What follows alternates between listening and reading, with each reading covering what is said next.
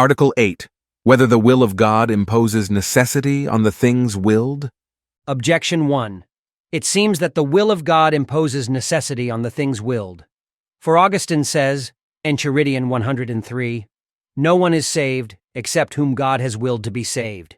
He must therefore be asked to will it, for if he wills it, it must necessarily be." Objection 2. Further, every cause that cannot be hindered produces its effect necessarily, because, as the philosopher says, nature always works in the same way, if there is nothing to hinder it. But the will of God cannot be hindered. For the Apostle says, Romans 9:19, "Who resisteth his will?" Therefore the will of God imposes necessity on the things willed.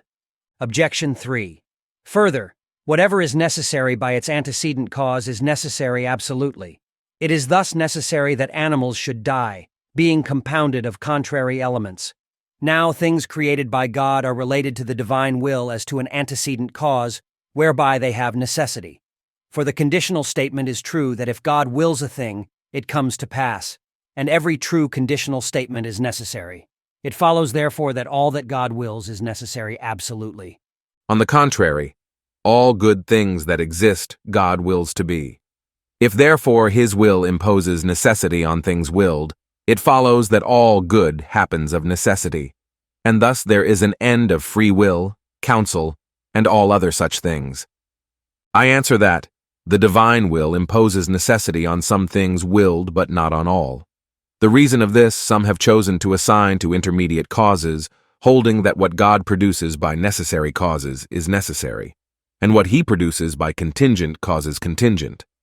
This does not seem to be a sufficient explanation for two reasons. First, because the effect of a first cause is contingent on account of the secondary cause, from the fact that the effect of the first cause is hindered by deficiency in the second cause, as the sun's power is hindered by a defect in the plant. But no defect of a secondary cause can hinder God's will from producing its effect. Secondly, because if the distinction between the contingent and the necessary is to be referred only to secondary causes, this must be independent of the divine intention and will, which is inadmissible. It is better, therefore, to say that this happens on account of the efficacy of the divine will. For when a cause is efficacious to act, the effect follows upon the cause, not only as to the thing done, but also as to its manner of being done, or of being. Thus, from defect of active power in the seed, it may happen that a child is born unlike its father in accidental points that belong to its manner of being. Since then the divine will is perfectly efficacious, it follows not only that things are done, which God wills to be done, but also that they are done in the way that he wills.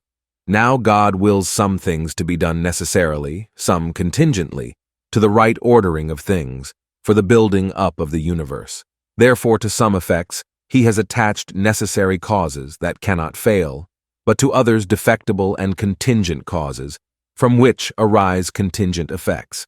Hence, it is not because the proximate causes are contingent that the effects willed by God happen contingently, but because God prepared contingent causes for them, it being his will that they should happen contingently. Reply to Objection 1. By the words of Augustine, we must understand a necessity in things willed by God that is not absolute but conditional. For the conditional statement that if God wills a thing it must necessarily be, is necessarily true. Reply to Objection 2.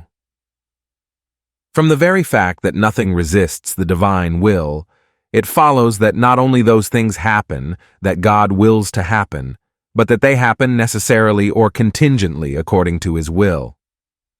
Reply to Objection 3. Consequents have necessity from their antecedents according to the mode of the antecedents. Hence, things affected by the divine will have that kind of necessity that God wills them to have, either absolute or conditional.